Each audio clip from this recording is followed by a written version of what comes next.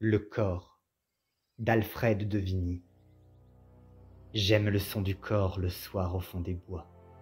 Soit qu'il chante les pleurs de la biche aux abois, ou l'adieu d'un chasseur que l'écho faible accueille, et que le vent du nord porte de feuille en feuille. Que de fois, seul dans l'ombre à minuit demeuré, j'ai souri de l'entendre, et plus souvent pleuré. Car je croyais y jouir de ces bruits prophétiques qui précédaient la mort des palatins antiques. Ô montagne d'azur, ô pays adoré, roc de la Frasonna, cirque de Marborée, cascade qui tombait des neiges entraînées, source gave, ruisseau, torrent des Pyrénées, monts gelés et fleuris, trône des deux saisons, dont le front est de glace et le pied de gazon. C'est là qu'il faut s'asseoir, c'est là qu'il faut entendre les airs lointains d'un corps mélancolique et tendre. Souvent un voyageur, lorsque l'air est sans bruit, de cette voix d'airain fait retentir la nuit, à ses chants cadencés autour de lui se mêle l'harmonieux grelot du jeune agneau qui bêle. Une biche attentive, au lieu de se cacher, se suspend immobile au pied du rocher, et la cascade unie d'une chute immense son éternelle plainte au chant de la romance. Âme des chevaliers, revenez-vous encore? Est-ce vous qui parlez avec la voix du corps? Roncevaux, dans ta sombre vallée, l'ombre du grand Roland n'est donc pas consolée.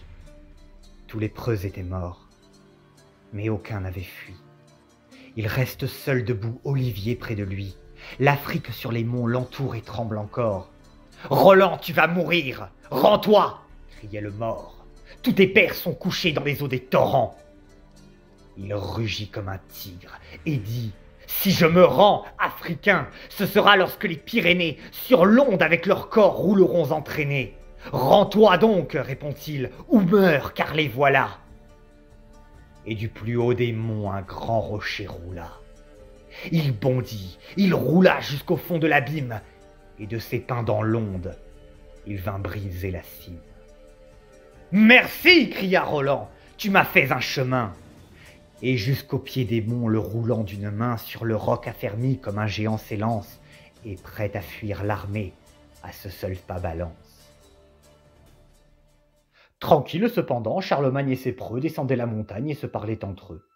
À l'horizon déjà, par leurs eaux signalées, de Luz et d'Argelès se montraient les vallées. L'armée applaudissait.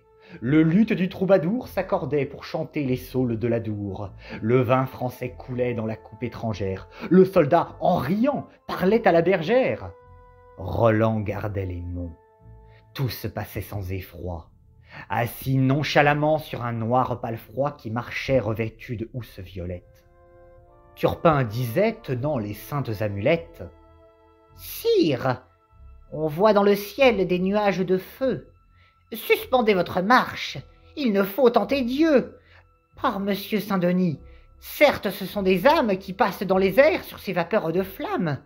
2 éclairs ont reluit, puis 2 autres encore. » Ici, l'on entendit le son lointain du cor. L'empereur étonné, se jetant en arrière, suspendu du destrier la marche aventurière. « Entendez-vous » dit-il.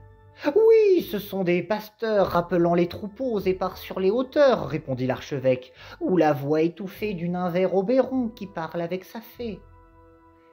Et l'empereur poursuit. Mais son front soucieux est plus sombre et plus noir que l'orage des cieux. Il craint la trahison, et tandis qu'il y songe, le corps éclate et meurt, renaît et se prolonge. Malheur, c'est mon neveu. Malheur, car si Roland appelle au secours, ce doit être en mourant. Arrière, chevalier, repassons la montagne. Tremble encore sous nos pieds, sol trompeur de l'Espagne.